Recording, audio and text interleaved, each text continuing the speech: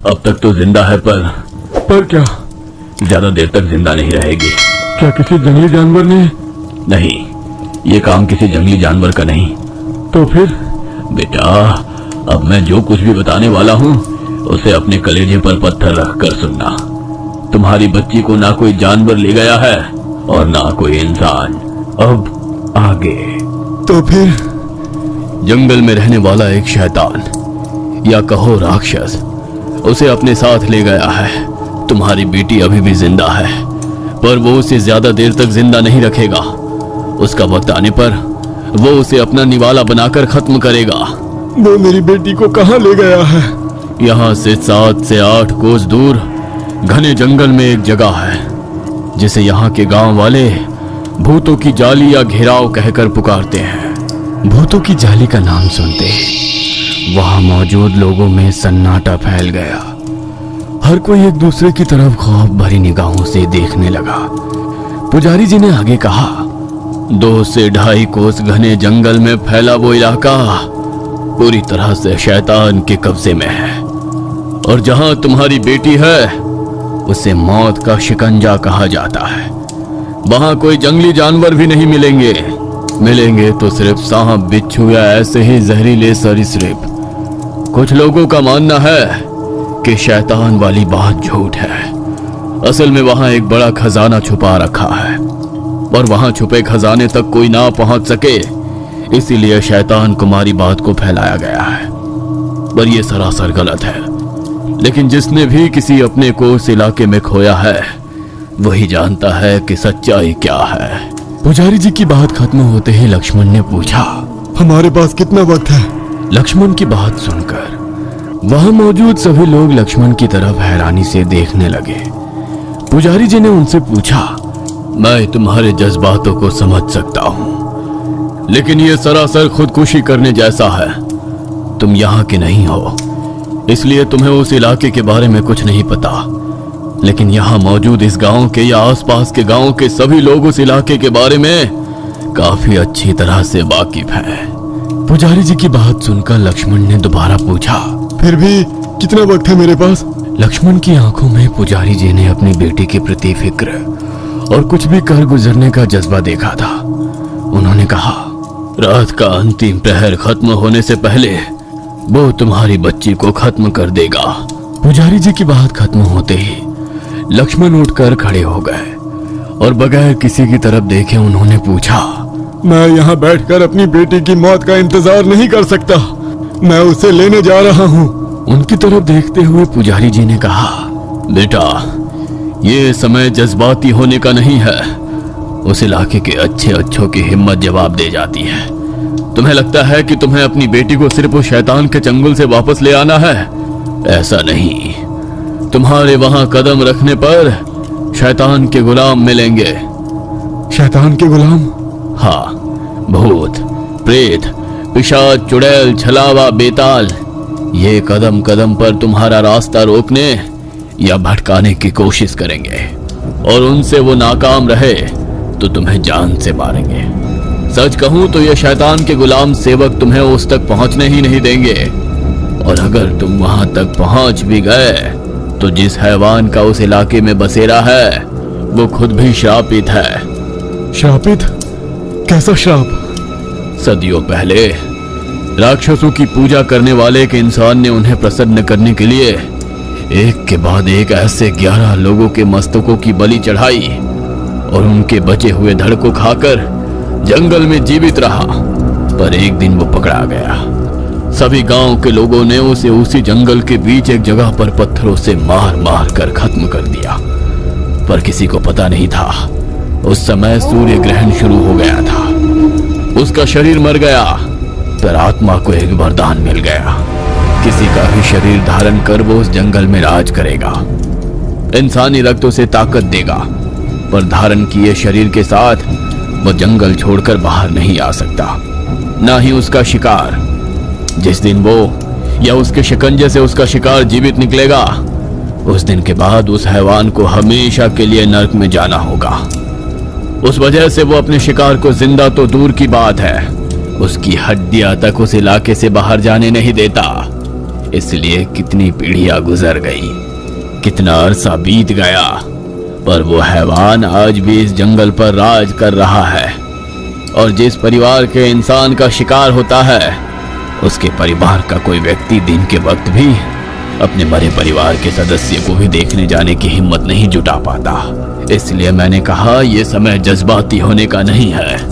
लक्ष्मण ने बगैर उनकी तरफ देखते हुए कहा, हमारे जज्बात ही है जो हमारे अंदर कुछ भी कर गुजरने का जज्बा देते हैं। अरे वो जो भी हो, मैंने अपनी औलाद को इसलिए नहीं पाला है ताकि कोई हैवान उसे नोच नोच कर खा सके।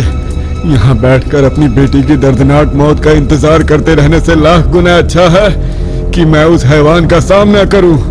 इसमें जिंदा लौटूंगा या नहीं यह पता नहीं, पर कम से कम मेरी आने वाली पीढ़ी ये तो याद रखेगी कि कोई था जिसने अपनी बेटी को एक हैवान के शिकंजे से लाने की कोशिश तो की। लक्ष्मण की बात सुनकर वहां मौजूद कई लोग उसे बेवकूफ समझ रहे थे।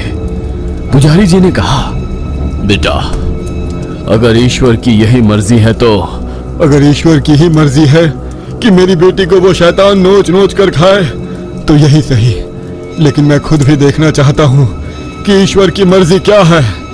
मेरी बात ध्यान में रखना। तुम्हारी हिम्मत तुम्हें जिंदा रखेगी, तुम्हारा डर तुम्हें मौत के करीब ले जाएगा।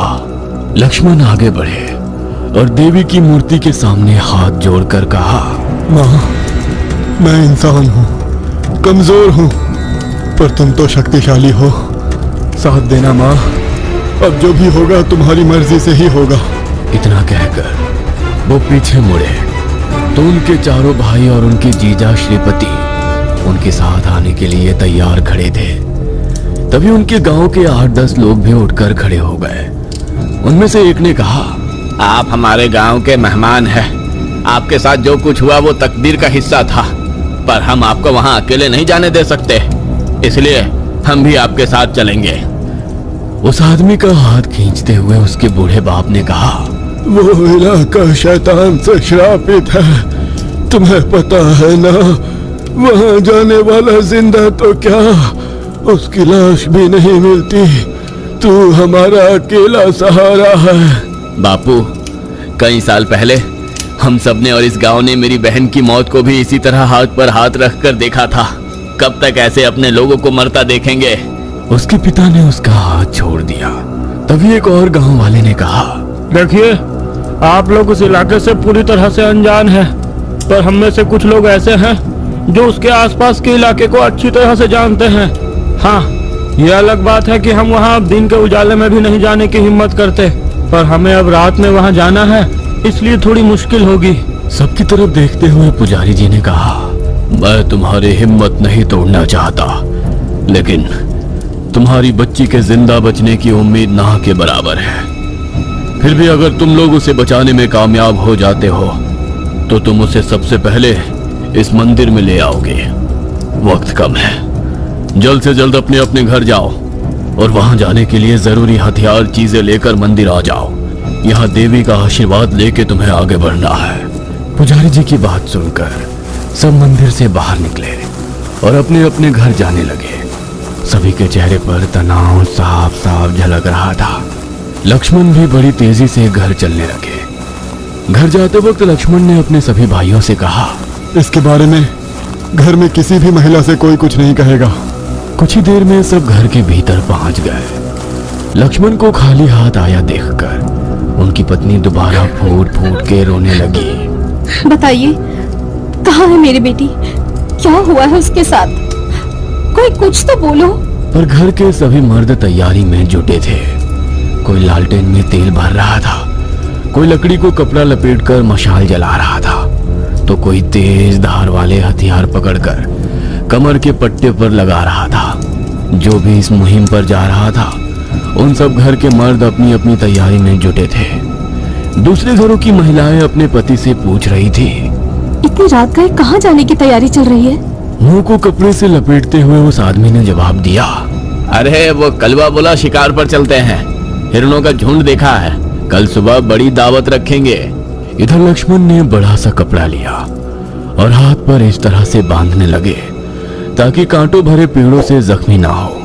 पैरों में कोल्हापुरी चप्पल धोती जो कस के बंधी थी, पर ऊपर कुछ नहीं था। किसी ने चमड़े का पट्टा कमर पर बांधा था, तो किसी ने कपड़ा सिर पर इस तरह लपेटा जिससे पूरे सिर के साथ चेहरा भी ढक जाए। खुली थी तो सिर्फ दोनों आंखें। लक्ष्मण ने एक बार अपनी पत्नी की तरफ देखा, जो अभी भी अनगिनत सवाल पूछ रही थी। क्या हुआ है? आप सब कहाँ जाने की तैयारी कर रहे हो? वो कहाँ है? कोई कुछ तो बोलो।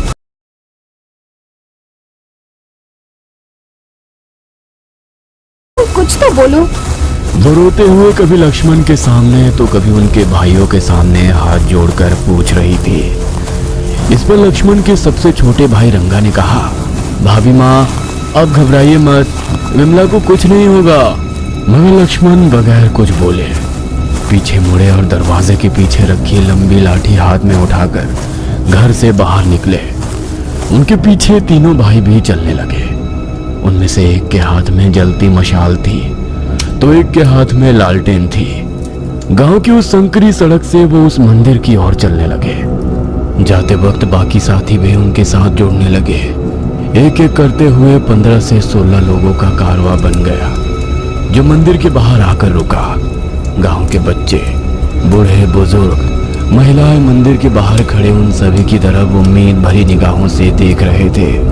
सबकी तरफ देखते हुए पुजारी जी ने कहा, सूरज निकलने से पहले आप लोगों को वापस आना है, और ये बोरी जिसमें पीला भभूत या भंडारा है, उस इलाके में पहुंचते ही जिस सड़क से जाओगे उस पर गिराते जाना। इससे वो शक्ति तुम्हारा रास्ता नहीं भटका सकेगी।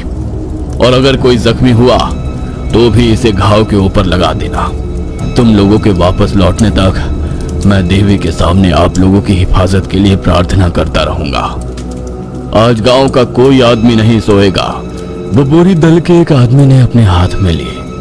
तभी पुजारी जी ने कहा, जब तुम वापस आने के लिए निकलोगे तुम्हें किसी भी हालत में पीछे मुड़कर नहीं देखना है, चाहे कुछ भी हो जाए। और एक आखिरी बात, सब पुजारी की तरफ गंभीरता से देखने लगे। अगर तुम इस काम में नाकाम रहते हो तो हम समझ जाएंगे कि तुम जिंदा नहीं हो। तुम में से किसी को भी ढूंढने के लिए कोई भी उस इलाके में नहीं जाएगा। जो बचेगा उसे खुद बाहर आना होगा। लक्ष्मण और उनका दल भूतों की जाली के इलाके में पहुंचने पर किन खतरों का सामना करेगा? क्या पुजारी का दिया भंडारा सचमुच शैतान और उसके गुलामों के प्रभाव को रोक पाएगा? लक्ष्मण अपनी बेटी को जिंदा वापस ला पाएगा, या ये यात्रा दल के लिए विनाशकारी साबित होगी? क्या दल के सभी सदस्य वफादारी और साहस बनाए रखेंगे, या उनमें से कोई डर या लालच में आकर पूरे मिशन को खतरे में डालेगा? देखेंगे अगले भाग में।